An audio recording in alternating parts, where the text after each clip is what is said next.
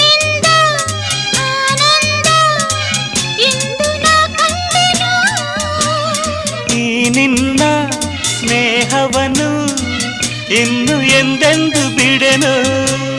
ಸವಿಯಾದ ಮಾತಿಂದ ಹೊಸ ಬಾಳು ತಂದೆ. ಬಯಸದ ಬಳಿ ಬಂದೆ, ಬಯಕೆಯ ಸಿರಿ ತಂದೆ, ನಿನ್ನ ಅಂದಕ್ಕೆ ಬೆರಗಾದೆ.